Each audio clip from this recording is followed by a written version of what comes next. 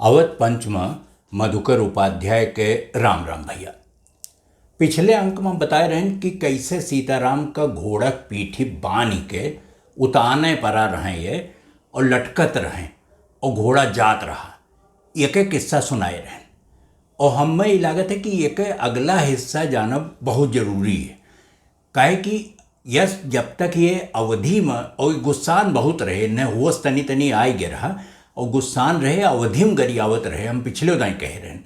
लेकिन जब तक ये अवधि में गरियावत रहे तो उन्हन का जो अफगान मनई रहे उन्हें समझ में ना आवत रहा। लेकिन ये हुआ कई साल रह लिए रहे और इन्हें कुछ इन्हें भाषा सीखे में बहुत मजा आवत रहा। ये टेढ़े मेढ़े बोले लेकिन बोले जरूर रहे। तो ये कुछ पश्तो और दरी सीख लिए रहे वहाँ के भाषा। और जैसे इनके मुँह से पश्तो और दरी में कुछ शब्द निकला तो उन्होंने घोड़ा रोक दिया। अब सीताराम का लाग कि आज तो अब गए और अपने के गरियावे लगे मन कि हम काहे पश्तो दरी में गरियाए दिहन, हम अवधिये बोला करित तो जीव तो बचा रहत।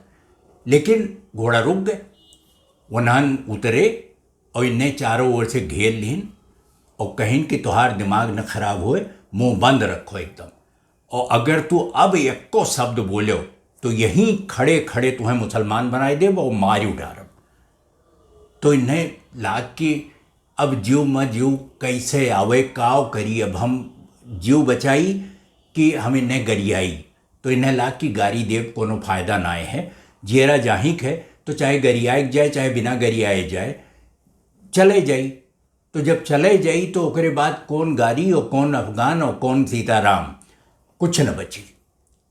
तो ये सोचिन मने मन और कहीं कि न गरियाई बाबू हम और अवधियों में न गरियाई, कुछ न कहा।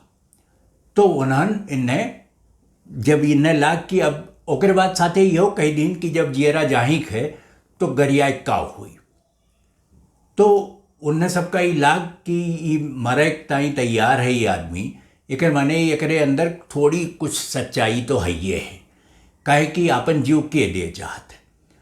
तो उन्होंने इन्हें घोड़ा से उतार दिए। उतार के एक ठू ऊँट रहा वही के झाबा में इन्हें बांध दिया गया। अब घोड़ा पीठी पुतान लटका रहा से अच्छा तो ऊँट के झाबे रहा।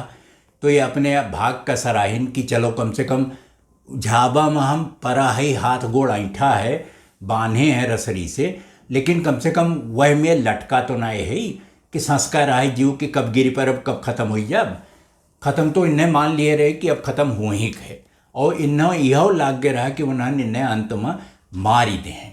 लेकिन तब तक उनके बात इन्हें कुछ सुनाए पड़ी और उन्होंने बात करते रहे कि अगर ये का बेच दीन जाए, हट्टा कट्टा मनई है तो कुछ पैसा मिल जाए।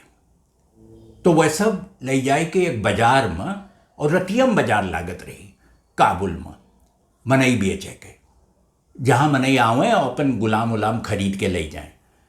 तो बाजार में ले जाए कि इन्हें खड़ा कर दिन उन्होंने। अब इनके हाल बहुत खराब रहा, कपड़ा लत्ता ठीक से रहा लेकिन फाट रहा कुल, लेकिन तबो बदन गठा रहा और फौज के जो ट्रेनिंग रही ओकरे हिसाब से इन्हें तबो बहुत मजबूत दिखाई पड़ते रहे। तो सीताराम का बोली लगाई उन्होंने और 200 रुपया से शुरू किए।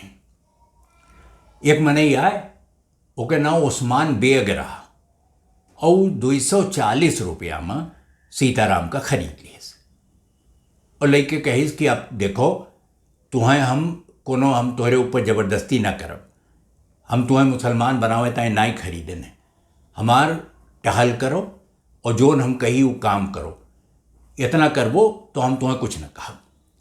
सीताराम का लाग जीव के दान पाइन कि ई बहुत नीक मनई मिली गे, कोनो खरीदी जरूर, गुलाम हम जरूर हो गए, टहलुआ गुलाम कहा था वह अपने का, तो गुलाम जरूर हो गए लेकिन ये मनई ठीक लागे। वो अगर घरा पहुँचे तो औरों सब जे लड़के वड़के रहे वनहू सबसे बात इनके आय के जोन बोले उन्होंने, तो ये न बहुत भरोसा है कि जीव न जाइए। अब और क्यों कुछ काबू ने की, काहे कि हम एक इनके गुलाम हुई, अब हम गुलाम का कुछ कहो एक माने तू उस्मान बेग से लड़ो। तो उस्मान बेग से लड़ब जनरली वह गाँव में वह इलाका में क्यों तैयार ना रहा कि उस्मान बेग से रार मोल ले। तो सीताराम के जीव तो बच ही गए, टहलुआ गुलाम हो गए और 3 साल वहीं पर आ रहे। और इनके काम जौन दीन गए वो रहा हुक्का भरे के। तो ये हुक्का भर भर ले जाए दे उस्मान बेग का, बस इतने काम रहा। और ये अपने आप का सोचें कि बहुत नीक भय कि हुक्के भरे ले हमार काम है, कोनो ज़्यादा मुश्किल काम हमें नाई देस, टेढ़ मेढ़ काम नाई समझते। तो अब ये सीताराम लिखत हैं अपनी किताबिया में कि वह खाली हिंदुस्तानी और सिख और यही नहीं सब नाय बिकाए आए रहे, फौजी खाली नाय बिकात रहे, कारी चमड़ी वाले ये कहा था गोरो बिकात रहे। और गोरा जोन बिके हुए वो नहीं अंग्रेजन के फौज के मनई जेका वो पकड़ पाए रहे, उनके दाम ज़्यादा लगे। वहूँ भेदभाव सीताराम कहा था कि वहूँ भेदभाव होता रहा। और न खाली दाम ज़्यादा पाई जाए जे बेचे आवे, बल्कि जे खरीदे वो बेचे वाले का और वह मनई का जेका खरीदे एक बोतल सिराज एक ठू शराब मिलत रही हुआ। तो सिराज के एक एक बोतल सबका पकड़ाई जात रही, वो नहू दी जात रही।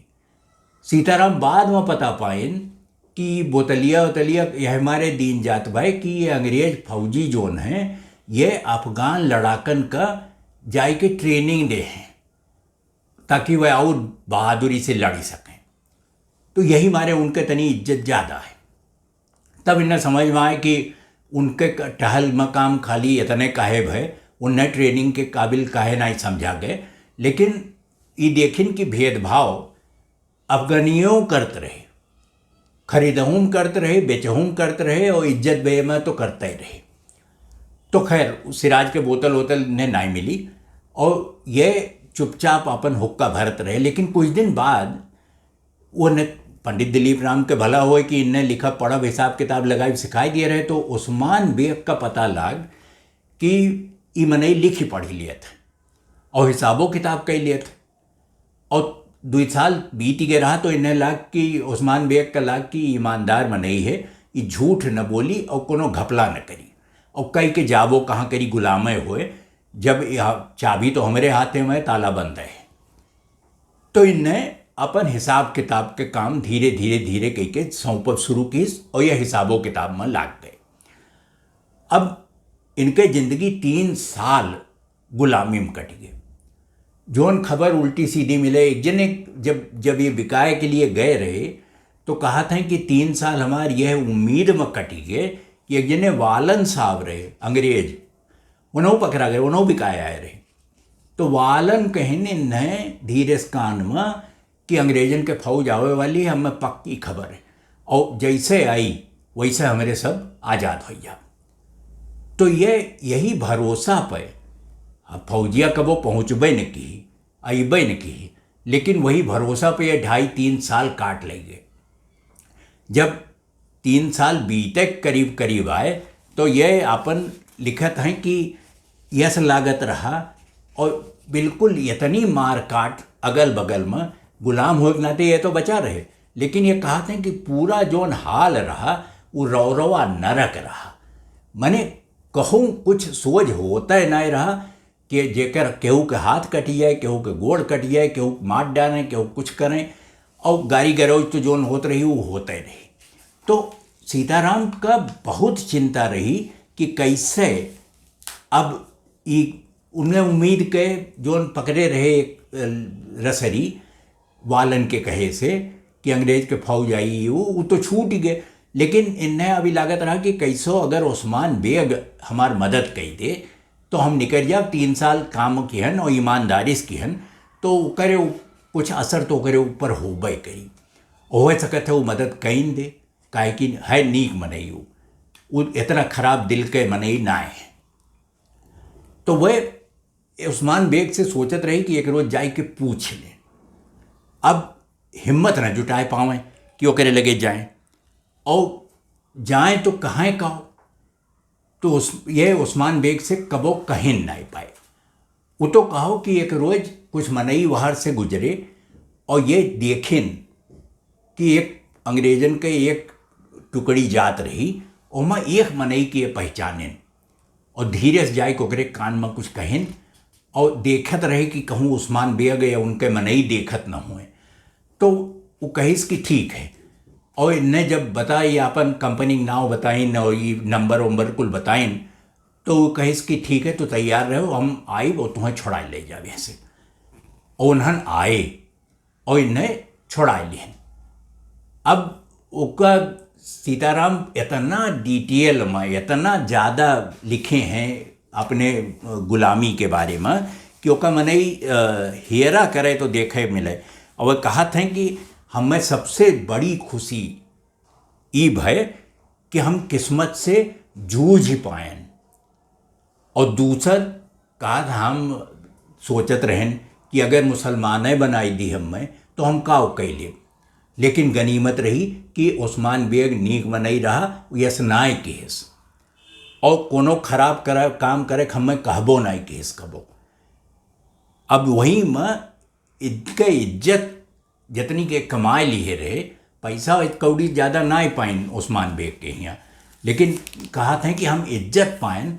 और यह कहा था मना कहा था कि एकदम हम सोचें कि ऐसने मनई होते तो ये का करे इस हालत अबे करत, बदलाव आए जात, अंग्रेजों अगर झूठ न बोले होते और वहीं से चला गए होते शाह सूजा का अमीर बनावे के बाद, गद्दे बैठावे के बाद, दोस्त मोहम्मद का न मारे काटे होते तो ये कुल कुछ न होत, और तब पूरा इतिहास वह दूसर हो जात। अब यह सोचो कि अमेरिका कितना झूठ बोलिस, 20 साल वह रहे और झूठ बोला थे, कहा थे कि वहाँ के जो नेता होता है वह सब तैयार नहीं रहे। यह अंदर अंदर मिली भगत में काव किस अमेरिका ई अफगानियों में भुलाई जी हैं, ई लागत नहीं।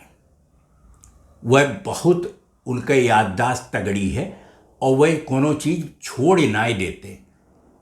तो ये समझो कि अगर अफ़गानिस्तान में अब वहीं हो ही गए हैं, अमेरिका छोड़ के भाग गए हैं कि अब तालिबान वहीं आई गए और वो नहीं हुकूमत करी है, ऐसा लागत है।